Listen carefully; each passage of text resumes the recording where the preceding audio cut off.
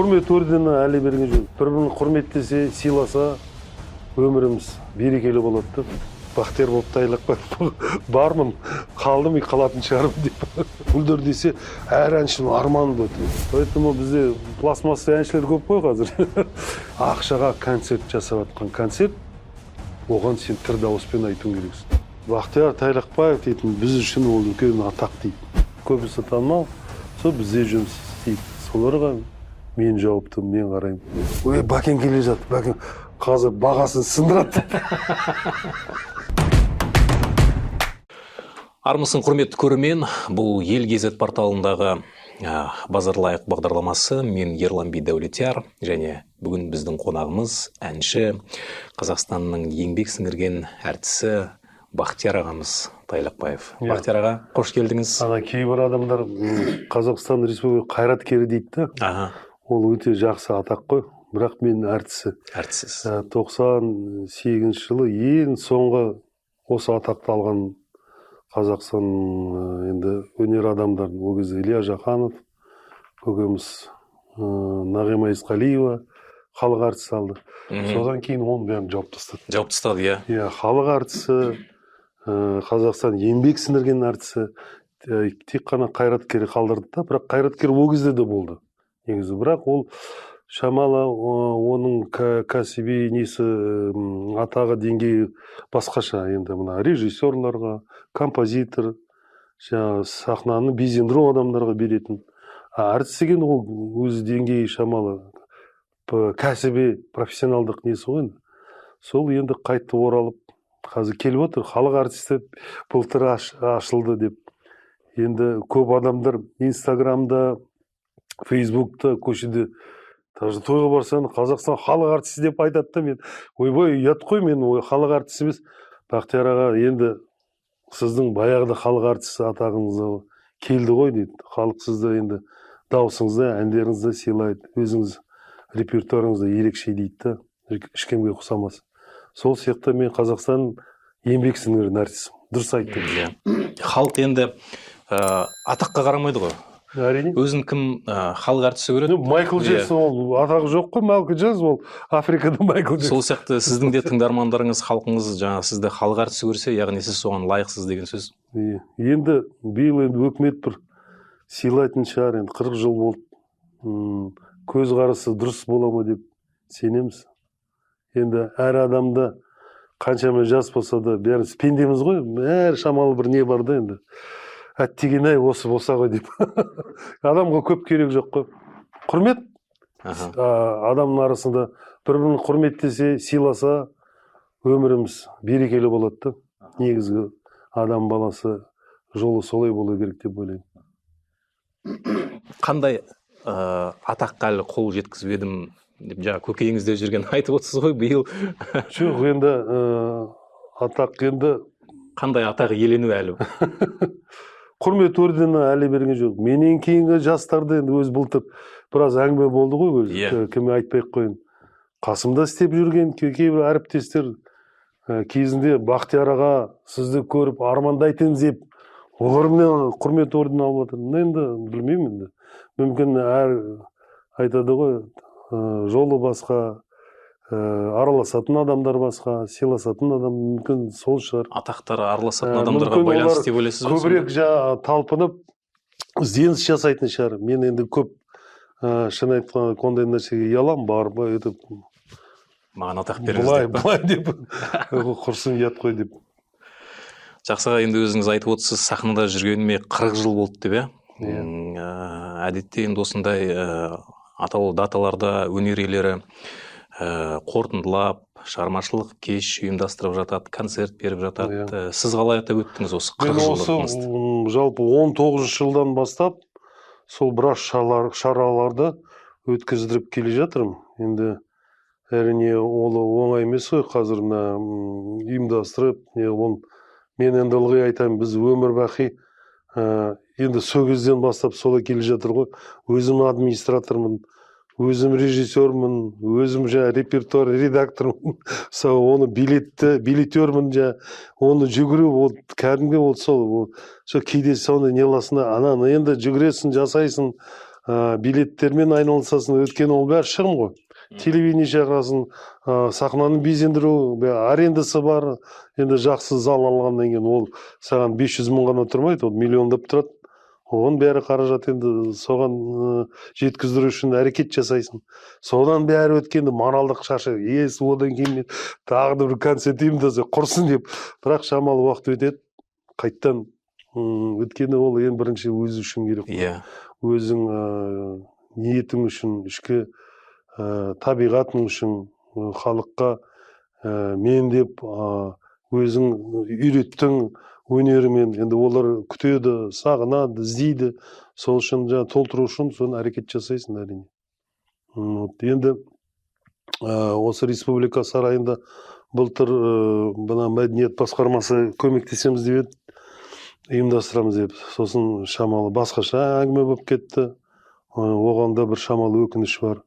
Жеке концертіңізге ма? Иә. Содан кейін оның алдында да концертті 19 жылы, 20 жылды концерттермен өткіздірім неде, республика сарайында. Осы 4 жылда екі концерт бергем. Өзім енді қызметім сол жақта болса да, бірақ әдеттегідей заң түрінде бәрін соны реттеп, неғылып, жасап, бұл жерде ешкімді бөлмейді, сен қызметкерсің ба, ол сенің өнерің, соныкі жеке жасаған концерттің оның бәрі шығын, бәрін өзің шығарасың.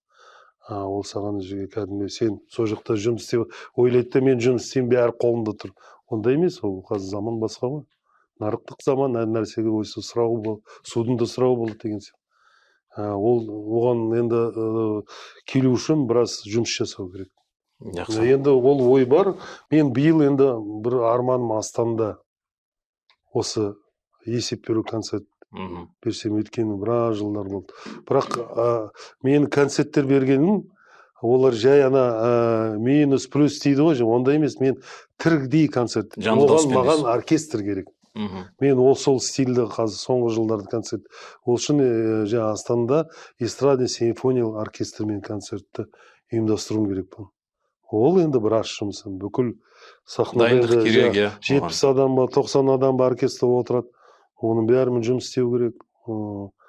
Бәріне рахметін айтуың керексің деген сияқты. Соған енді қазір күзге болса да бір Құда қаласа дайындылығым жақсы болса, сондай концерт беремін. Арманым. Жақсы, жүзеге асуына тілектеспіз аға. Журналистер сізден жиі сұрайды ғой, Бақтияр Тайлақбаев қазір қайда деп. Сіз соған қарағанда қызметті жиі ауыстырасыз ғой деймін, Жоқ. Алматы әуендерді мен шығармашылық жағынан директор орынбасарымын. Гүлдерден кейін осы мына неге Алматы әуендерге қызметке келдім. Директор орынбасар ретінде. Сосын 18 жылы бізді мына республика сарайымен қосып берді. Коммуналдық кәсіп қазыналық мекеме ретінде. Осы республика сарай, соны ұжымы, оның ішінде білесіздер ғой, пожарник бар, электрика бар, сантехник, контролер бар, сахна безендіру, топ азаматтар, олар бәрі. Сосын бізде 8 коллектив. Эстрада симфониялық оркестрі, Александр Беликов. Сосын Мұрат Серкебаев ағамыз бар, камерник оркестрі. Сосын Сазген сазы бар, Бағдат Тілеген, ол көркемді жетекші. Сосын Самұрық би тобы бар. Сосын Асанәлі көкеміздің жаңа ғасыр театры бар. 43 эстрадалық әншілер бар бізде. Көбісі осы Алматыда танымал әншілер, бәрі бізде. Роза Рымбаева, Нұрғали Нүсіпжанов, Жұбанышым бар, Асхатын, Абайың бар. Тахменаң, енді сол көп танымал әншілер. Көбісі танымал, сол бізде жұмыс істейді. Соларға мен жауаптым, мен қараймын. Солардың бастығы мен. Гүлдерде біраз жылдар басшылық қызметте болдыңыз, бірақ менің білуімше қазір Гүлдер ансамблі жоқ. Кезінде енді бүкіл әлемге аты дүркіреген ансамбль еді ғой, атаңызға айналған, бірақ арты сұйылып кетті. Енді қазір Астанада мәдениет министрі Қазақконцертті бір топ ретінде ашты Гүлдер, бірақ негізгі анау Гүлдер бұрынғы аты дүркіреген Гүлдер жоқ дейсіз ғой. Мәселе не демес қой, Алматыда бола ма, Астанада бола ма, Қызылорда, Қарағанды, жалпы ол ұжым, бұл ұжымның аруағы қалу керек деп мен мысалы менің көзқарасым сол. Сіз өзіңіз сол гүлдерден Иә, түлеп иә, ұштыңыз ғой, иә? мен негізі гүлдерден шыққан мен. Иә. Мен гүлдерді маған кәдімгі туған отаным, Қара мен шаңырақ. туған қара шаңырағым, топырағым деп есептеуге болады. Өйткені мен гүлдерді өзім отбасымда да құрдым. Құрдыңыз. Иә. Жұбайымда да гүлдерді Жұбайыңыз биледі ғой. сіздің, Иә, биледі. хореограф, иә? Иә, хореограф, ол сол кезде биші болды. Содан Иә, пенсияға шықты. Бірақ олар ауыл үлгерді 98 жылы. Совет заманымен 20 жыл билейтін бұда кәдімгі кәсіби мемлекеттік коллектив. Олар бишілер 20 жылдан кейін 20 жылдан кейін. сол Гүлекең ол үлгерді. Содан кейін балетмейстер, хореограф өмір бақи гүлдерде жұмыс істеді ғой. Сонымен қатар мына Жүргеновті мұғалім ретінде біраз жылдар қызмет жасады. Басқа жерде қызметте болған жоқ ол кісі. Енді қазір ол үйде демалыста. Бірақ мен соны айтып отырмын да, бүкіл семьямды сол құрдым сол жерде. Енді сол үшін қалай ол маған қара шаңырақ болмайды. Әрине маған ыстық, қалай болса да ыстық. Мен оның патриотпын гүлдердің. Тек қана мен емес, бәрі сол кездегі қызмет жасаған әншілерді де қатарлас, бәрі патриотпыз. Өйткені гүлдер ол кезде мына енді мына әлемде мысалы совет заманда космосқа ұшатын бір несі болды ғой, орталық Байқоңыр. Ұшатын, старт беретін. Сол гүлдерде сондай ғой. Сол кездегі бүкіл талантты, ең үздік, ең талантты, ең әйгілі әншілер именно гүлдерден шықты сол кезде. Басқа жақтан емес. Гүлдердің өзі сондай қасиеті болды. Оны әрине директорының Қабиден Кенжебек Түйқаевтың үлкен еңбегі, марқұм енді көкеміз ғой, сол кісі Розыны тапқан, Найманды, Мақпалды, Сембекті, мені, Қайрат Байбосы, сол кезде сол кісі дамытты. Білмеймін, ол сондай өзі бір арқасы болған ба, Алладан берген адамды көреді. Білмеймін, енді мың адам ғой, бірақ көріп, вот мінекі мынадан сөйтіп мені қайда мен гүлдерге, мен сыр елде жүрген жігіт, өзім нормальный маманда құрылыс инженер бітірген.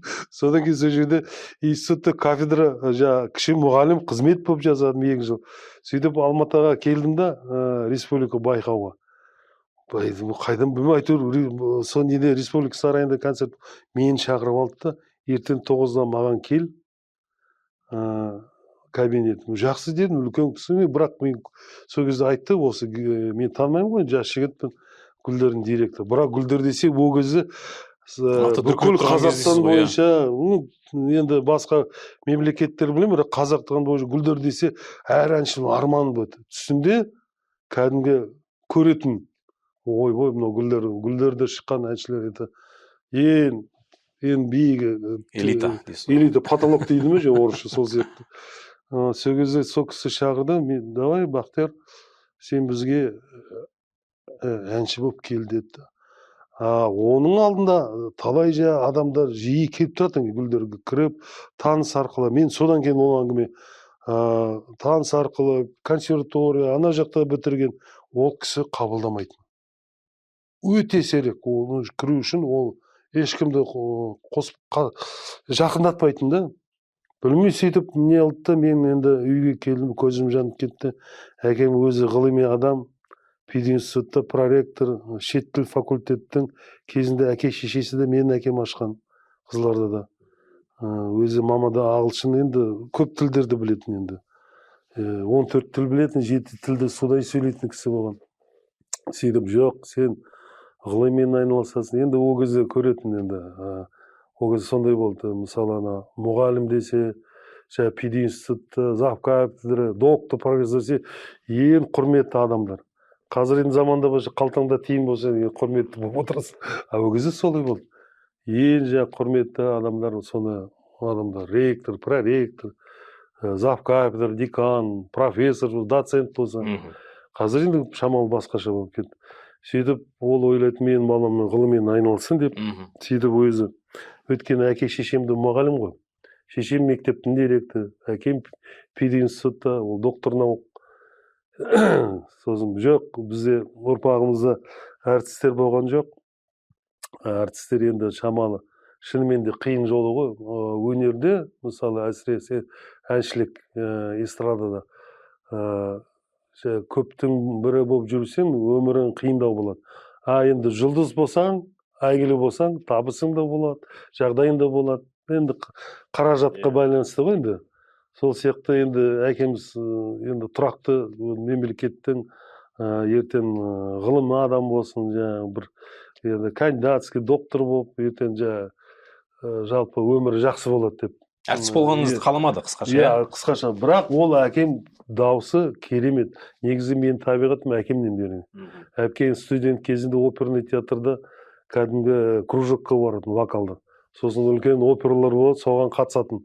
Оларға 25 сомнан төлейтін сол кезде. Ол кезде 25 сом әжептәуір ақша еді.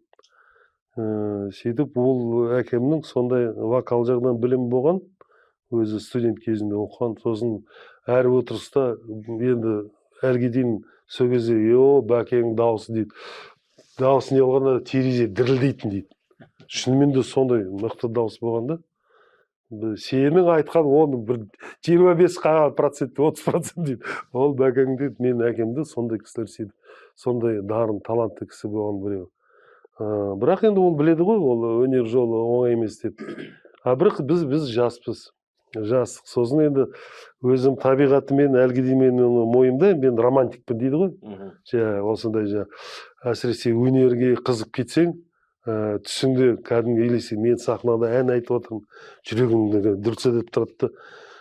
Соны ол айтады ғой, өзің сүйсініп, әр адам өзі өмірде өзің сүйсінетін, жақсы көретін өміріңді, өзің кәсібін табу керек қой. Сол сияқты мен енді сол кезде сөйтіп көрдім. Енді өкінбеймін. Бірақ кейде болады, қап құрылысшы болсам, қазір базис компания сияқты болады. Сыр өңірін жайнатар сөйтіп әңгіме айтамын.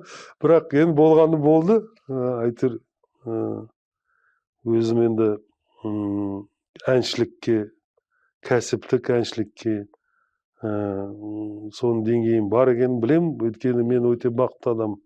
Кәсіптік әншілік демекші, Бақтияр аға, сіз енді ең бірінші мамандығым құрылыс саласында болды дедіңіз, одан кейін кәсіби музыканы қай жерден меңгердіңіз?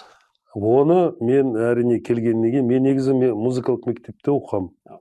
7 класс мектепте бітіргенмін. Енді теория, сольфеджио, нотын бәрін білемін. База бар. База болған, Сол бірақ Гүлдерге келгеннен кейін мен әрине енді бізде семьямызда өмірбақи әке шешеміз оқы деп үйретті ғой. Сөйтіп мен енді ол түсінігім бар, енді мына осы кәсіптік алғаннан кейін жоғары жағынан да мен білім болу керек. Өйткені ертең оған да сұраныс болады. Содан кейін енді мен мына 87 жылы мені Кәукен ағамыз, көкеміз, мына Жүргенов, ол кезде институт болды ғой. Музыкомедия кафедра меңгерушісі болды. Бір жігіттер арқылы мені тауып, шақыртып алды. Сосын айтты, мен ол кезде Гүлдерді енді жұмыс жасаймын.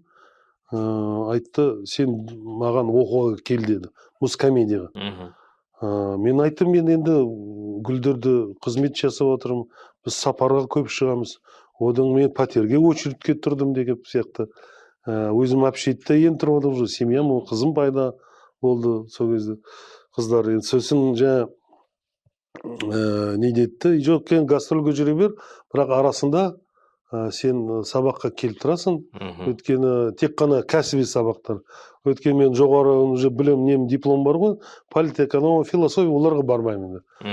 Сол арасында, мақұл дедім енді, бірақ сөйтіп гастроль барғаннан кейін келіп, бір ай ма, 2 ай ма, 3 ай боламыз, сабаққа барам. Сол кезде Рахиля Машурова апамыз актерлік шеберлікті сол ұстазым болды, сол кісіде оқыдым. Сол где-то 1 жыл оқығаннан кейін мен ана Кобзон телевидение шықты да, музыкалық киоск дейтін хабар болды. Сол кезде атақты. Сол кезде кәдімгі жарнама жасады да, сұхбат осында сұхбатта. Біз осы Гнесин академияда эстрадалық вокал жақтан факультет аштық. Ол кезде эстрада вокал Қазақстанда да болған жоқ. Совет одағында болған. Ең бірінші осы Москвада 88 жылы мен бардым, ол 87 жылы ашылды. Бізде қазір бірақ Ирина Отева дейтін атақты сол кезде Лариса Долина, Ирина Отева, 2 мықты Совет одағының джазовый әншілері болған. Екеуі бір қатар сонда жүретін. сол бізде оқып жатыр Ирина Отева. Ол бізге үйрен өте деген ол бізде. Ларисалармен бірге оқыдыңыз ғой сонда? Жоқ, Ирина Отева бізден бір курс жоғары оқыды. Содан кейін мен соны көріп 88 жылы ол кезде Роза апамызбен гастрольде болдық.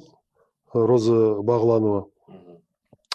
Содан кейін Нүкістен мен соңғы концерт болды. Содан ұшып кеттім Москваға.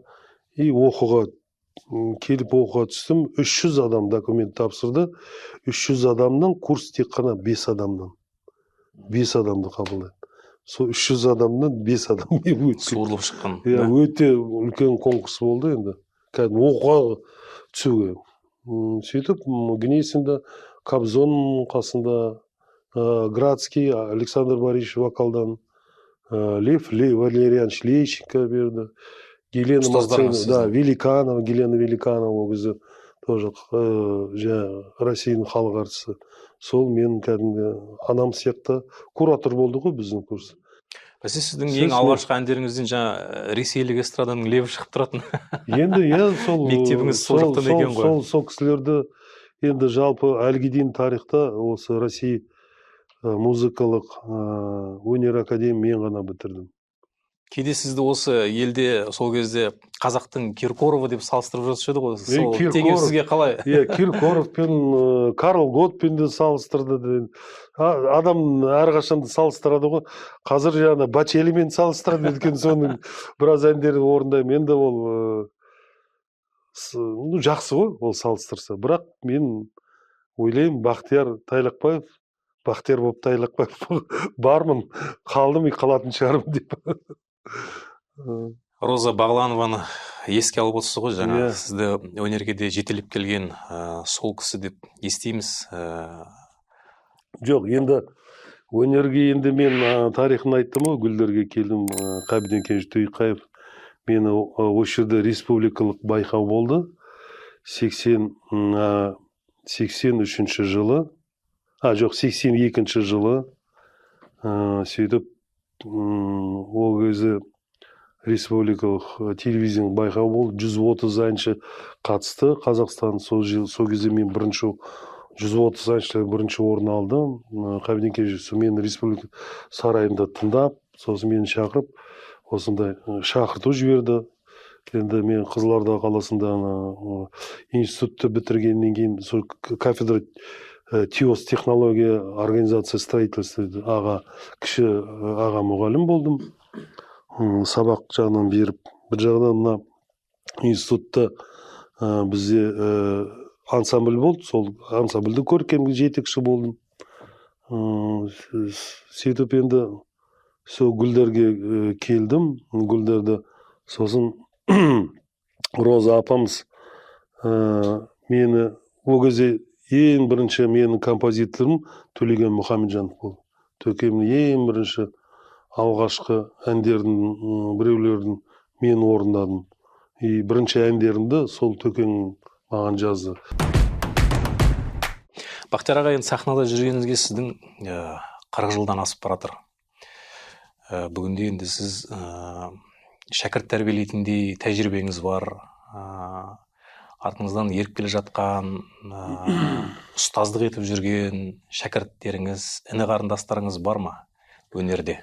Жоқ, бар енді мына Гүлбану дейтін бір Лахаева қазір Алматы Талдықорған қазір Жетісу облысы болып кетті ғой. Жетісу облысы филармонияның әншісі. Сол шабыт халықаралық конкурстың лауреаты. Мен бір жағынан мұғалім болды ғой, мына Жургенев атындағы. Ол кезде сол кездегі апаларым істеп жүрген Люция Төлешева, Венера Арамысова, Лаки Константинович, сол кісілер енді осы неге бізге мұғалім болып келді, өйткені олар біраз жылдар вокалдан беріп жүрді. Сосын бізден кейін жас мұғалімдер болу керек. Розды да шақырды, біраз жылдар Роза сонда жұмыс істеді. Содан кейін мені шақырды, сен енді Москвада Гнесинді бітірдің. 2004-2005 жылдары. Сол кезде сол неге Жүргенов атындағы колледж ғой, мұғалім ретінде келдім. Сол жерде мұғалім болдым, ұстаз болдым. Сөйтіп біраз сол жақта тәжірибе алдым. Сол кезде сол жердің шәкірттердің біреуі аға мұғалім вокалдың болған осы. Одан кейін мына неде Астанада Айман Қожабекіні мені шақырып, ол 2011 жылы бір 2 жылдай мен Астанада мұғалім болып қызмет жасадым. Сол кезде де әншілер бар. Соларға вокал жағынан беріп, сабақ беріп жүрдім. Олар енді филармонияда істейді, ана жақта істейді. Қазір жалпы өзімен жұмыс істеп жүрген әріптестерім, оларда жалпы жастар келіп жатыр. Оларды да мен бір жағынан өзім өмірлік тәжірибемді, даналығымды айтамын, өйту керек, бүйту керек, былай пайдалану керек. Жалпы кәдімгі ол мына коммерция жағынан, бизнеске қалайсыз? бизнеске жағынан біреуді алып, оны сүйреп, оны шығарып, продюсер, кейде продюсер деген не? Ол бір проект жасайды, өз қалтасынан ақша шығарады, соған төлейді. Адамдар көп білмейді ол продюсер деген. Мынау менің продюсерім, ол саған не өзі қалтасынан төлеп отыр ма? Жаңағы концертіне, киімге реклама жоқ дейді. Ол просто онда ол менеджер, ол администратор менеджер. Продюсер деген ол түгіл сенің басынан аяғына киіндіреді, асырайды, жүргізеді, ол проекті болады. Вот сондай, ондай менде қазір жоқ. Өйткені мен енді қазір қызметім бар. Мен сол жолмен келмеймін. 18 жылда Қызылорда облысы мәдениетті басқардым.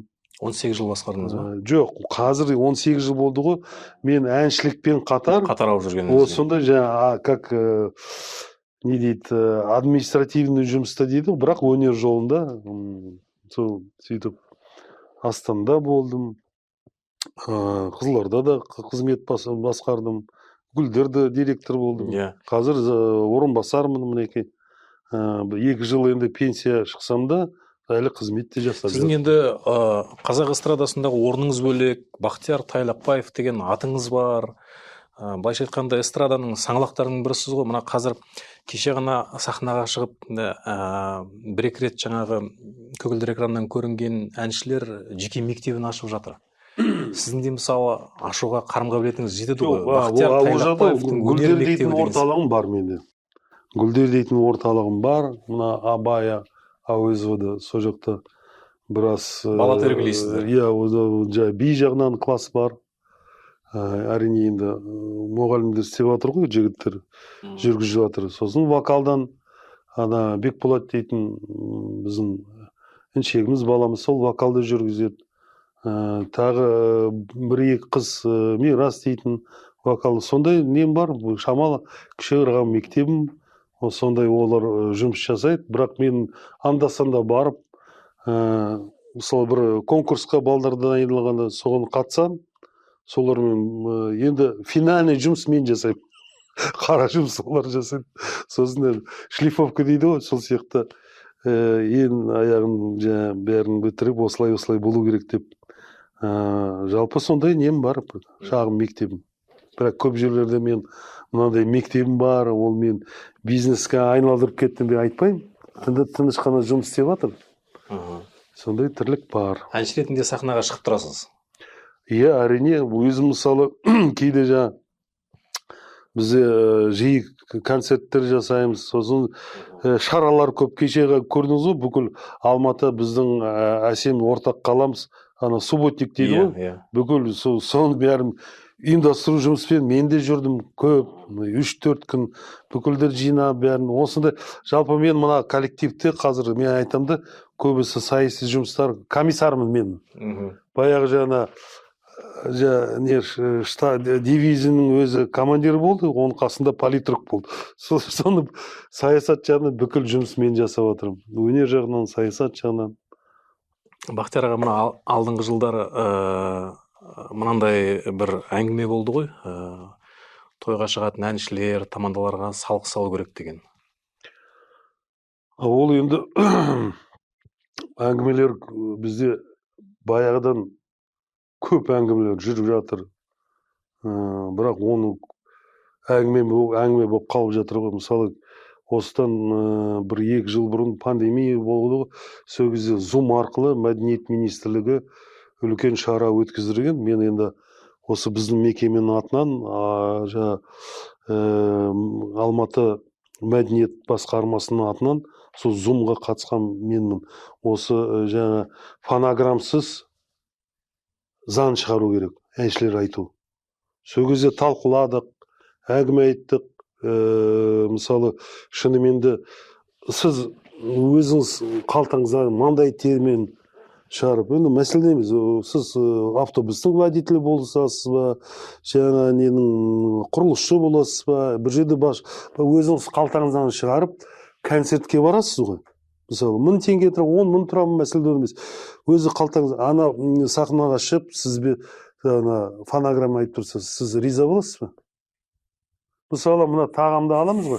Біз мына алманы алғымыз келсе, мына таза өнім бар, ішіндегі тәтті, дәмді, жаңа витамині бар, пайдалы жегіміз келеді ғой. А сіз неге магнумға барып не болсаңыз, мына парафин пластмасса алсаңыз ренжисіз ғой. Сол сияқты ғой енді ол.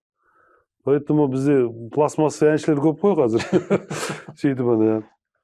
Сол туралы заңды талқыладық, айттық, парламент, бұл кәдімгі парламент оны шығарған сияқты, бірақ ол заң істеп жатқан жоқ. Ешқандай. Өйткені ол заң шығарымен тек қана қағаз емес, ол ар жағынан өзінің бір системасы болу керек. Ол жағынан кәдімгі жұмыс жасай инспекторлар болу керек. Жалығы сейдімі барып, концерт жатқан жерде зерттеп, бірне кәдімгі қылмыстық болса, оны қағазға жаздырып, сосын ары қарай оны шешімді шығару керек.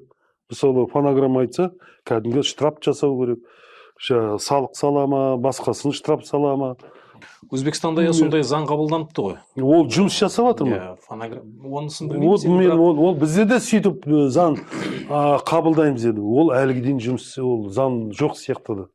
Бірақ көп әңгіме талқыладық, өстік, үйттік, мінекей парламентке шығарамыз, өтіп, ешқандай.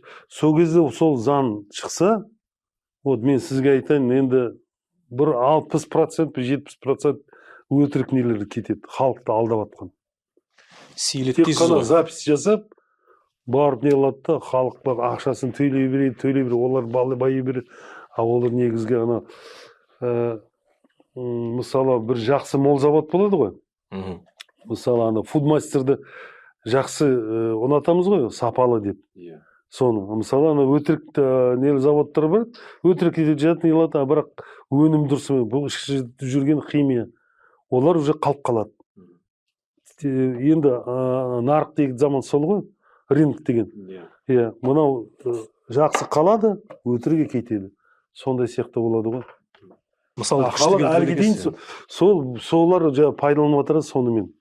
Таза өнер болса, таза табиғи білімді, кәдімгі кәсібі, өзі өмір бақи соған берілген, ол өзінің жемісін көру керек қой. А неге же өтірік жемісін көріп жатыр? Бірақ Бақтияр аға, біз әншілерге де бұл сұрақты сізден бөлек жас әншілерге де қойып жүрміз ғой бұл сұрақты. Олар мынандай уәж айтады. Біз кей жерде фонограммамен айтатын себебіміз ол жерде мысалы техникасы жанды дауыспен айтуға сай келмейді деген. Жоқ, ол дұрыс. Оны да көру керек. Мысалы, мына техника, онды да біз ойладық, о жағынан да талқыладық. Мысалы, кейбір шаралар болады, техникасы төмендеу. Ол мысалы, ол қай жерлерде? Мысалы, телевидениеде түсірсе, бір концерт, оған дауысты жаздырып енді болады. Өйткені ол тір дауысты қазір концертте бәрі түсіретін болсақ, ол анау дауысты мына эфирге өзің орнына кіргізу үшін қаншама пульт болу керек, қанша техника не болу керек. Ол бәрі оңай емес. Ол телевидение съемка мейлі жақсы. А бірақ ақшаға концерт жасап жатқан концерт, оған сен тір дауыспен айтуың керексің. Даже оркестрдің де тірді болу керек. Дауылпаз болсын, бас гитара. Сол кезде ол кәдімгі таза шынды өнім болады. А олар сіздер анау мынау деді, бұл просто айта салған ғой. А сіздер соған түсінбей, рас екен деп. Олар өзі соны айтып тұрған, ол түсініп тұр ма не деп жатқанын? Айтады ғой, анау жаңағы ұрлықта артынан жаңағы от шығады деген сияқты. Сол сияқты болып тұр ғой. Басында жаңағы жанып тұрады деген сияқты. Ол сен мысалы тойға барсаң да неге барсаң тыр дауыспен айтуың керексің. Концерт билетке сатсаң тыр дауыспен айтуың керексің. Оркестріңді тірдей болу керек. Ол оркестр тірдей оркестрді жаңағы 6-5 адамды отырғызу, ол қаншама шығын. Өйткені әркімге жалақы керек қой. Сен ол тегін отырмайды. Сол кезде ол көтере ала ма оны? Ол соны ойлау керек. Сіздердің кездеріңізде деймін да, жаңа сахнаға жаңадан аяқ басып жүрген кездеріңізде бұндай негізі мәселе болмаған сияқты, иә? Болған жоқ қой, фонограмм болған. Біз содан шықтық, негізі біз мықтымыз. Өйткені сол жақтан келе жатырмыз ғой. Сол біз жеңілдікті өткен жоқпыз. Мен кәдімгі тұрақты болатын дүниемен жаңағы қолыңа жаңағы жер қазғандай сияқты сондай болдық. Біз бірден дайын нәрсе келген жоқ. Қазір олардың бәрі дайын нәрсе келіп отыр. Тек қана аузын аш, саған бәрін жазып береді. Бұл кезде де аппаратура жоқ қой, техника жоқ. Тек қана өзіңе сенуің керексің, өзің табиғатыңа, өзің мектебіне сенуің керексің. Отбасыңыз туралы әңгіме дүкен құрсақ, жаңа жеңгеңізбен Гүлдер ансамблінде таныстық деп жатсыз. Бүгінгі күні бір қызыңыз, бір балаңыз бар. Сол бала шағаңыз туралы айта кетсеңіз, балаларыңыз өнерде ме, жоқ әлде басқа жолға? Жоқ, жас кезінде қызым Жұбанов мектебінде оқыды. Соны енді аяғына деп бітірген жоқ. Өйткені өзі енді талабы басқа болды да. Енді қызым негізгі Францияда оқыды. Туризм, гостиничный, саяхат бизнес. Сол салада жұмыс істеп жатыр. Шетелде қазір мына Түркияда шақыртып, осы жақында сол кетті. Бір үлкен компания. Шетелде тұрып жатыр, иә? Жоқ, Алматыда болды ғой, қазір сол жаққа кетті. Ұлым Эрнст энд Янг дейтін атақты финансы бүкіл әлем бойынша бір атақты компания бар. Эрнст энд Янг, көп финансистер таниды ол.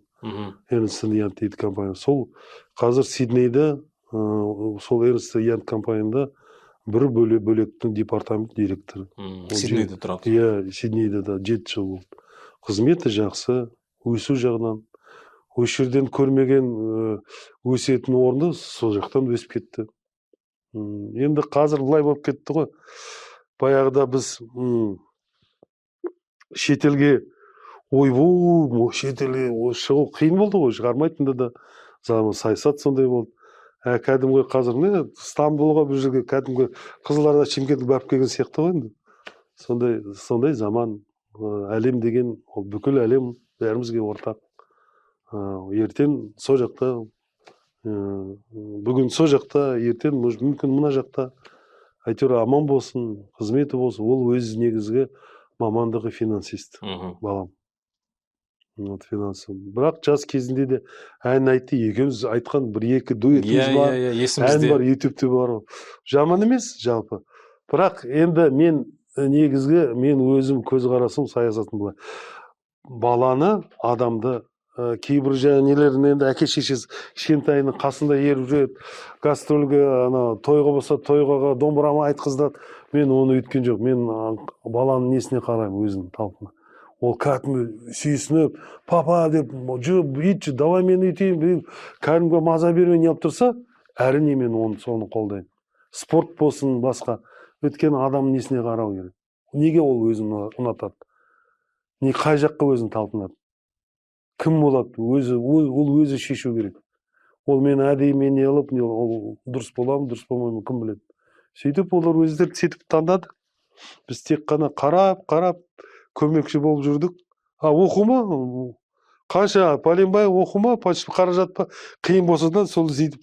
Мен де кейде қалжыдып, аналарға бәрі кеткен ақша мен қазір өзіміз алсам, мен қазір Киркоровты мүмкін кем болмайтын едім. Талай клиптерде жасап, енді әке-шешемізді бізді білімге салды ғой. Өзің бір табыстарында оқысын, білімді болсын. Солай сияқты бізде де ең негізгі балаңа инвестиция дейді ғой, ол білім. балдарды жақсы оқыту керек, сосын кейін нәтижесі болады деп. Балаларыңыз елге қайтпай шетелде қалып кетеді деген Жоқ, қорқыныш енді жоқ па? вот көрдің бе, мен айтып отырмын ғой, қазір біз әлі баяғыда біз ана қалып кетті бізді философия, мына жабылып не. Әлем деген ол бәрі ортақ үйіміз Жоқ, ғой. елге қызмет етпей сол жақта қалып кетеді деген. Енді бұл жерде көбісінде қазір қызметте жоқ қой жұмыс. Ол қызметке барса да қазір 150 мың теңгеге, 200 мың теңгеге кім істейді? Ол жердегі жалақысы Енді қанша? басқа вариант болмаса, әрине оған да қуанады. Енді адамды осыдан несі алдында ашып тұрса, сіздің алдыңызда мынандай әрекет ашып тұрса, сіз соған талпынасыз ғой. Әрине. Сол сияқты балаларды сөйтіп өзі шешімін не алды. Жеңгеміз бала тәрбиелейді, иә? Иә, бала тәрбиелейді. Биден сабақ береді. Немеремен отыр. Немереміз отыр. Немере біздің қолымызда. Биден сабақ береді ғой орталықтарыңызда, иә? Жоқ, қазір ол ана осы үйде немеремен немере, отыр. Иә, немере бар. Қазір енді шамалы тоқтатты, иә. Ну, кім біледі, ертең тағы шығып кетеді, бәрі өз қолында тұр ғой. Құда қаласа, олды да жасайды. Өйткені ол кәсіби адам ғой жаңа. Жақсы. Бақтияр Тайлақбаев деген КВН командасы бар дейді. Сізге қатысы бар ма сол команданың? Ол қызық болды. Мен өзім таң қалдым. Сол жүрген маған айтады, бәке, мынау КВН дейтін команда. Мен олармен 3 жылдан кейін бірақ таныстым. Осындай команда бар дейді, ол сіздің проектіңіз. Жоқ, мен сосын мен ойладым, не үшін олар жасын, мүмкін мені критика ретінде, мазақтау ретінде мүмкін деп. Соны 3 жылдан кейін, бірақ осы мына Алатау театрында ол кезде Қазақстан бойынша финал болды ма? Олар ары қарай неге Сочиға барады, лига дейді ме? Өздерінің бір КВН несі бар ғой, басқа жоғары лигаға өту үшін. Сөйтіп мені шақырды. Сол кезде мен сол 4 баламен таныстым. Сосын сұрақ қойдым, не үшін? Бақтияр Тайлақбаев дейтін, біз үшін ол үлкен атақ дейді. Көрдім мен сол кезде, әдеге солай екен ғой деп, ішінен ойлады. Мен ішімде жүрмін, кәдімгі қойшы енді. Мен ондай нем жоқ, әйтеуір көптің бірім деп деген сияқты. Сондай олар мені сөйтіп құрметтейді екен.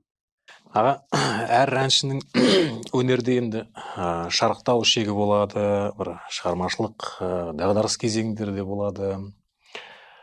Осындай кездерді сізде енді бастан кешкен шығарсыз. Енді әрине ол бар ғой, әншілердің арасында адамдар іштей болса да дағдарыс. Қазір енді айтады ғой, қара мен ақ іштарлық ол әр адамда болады. Бірақ мен енді көбінесе ақ іштарлықпен қараймын. Кейде нелер жақсы жасаған нәтижелі проектілерге.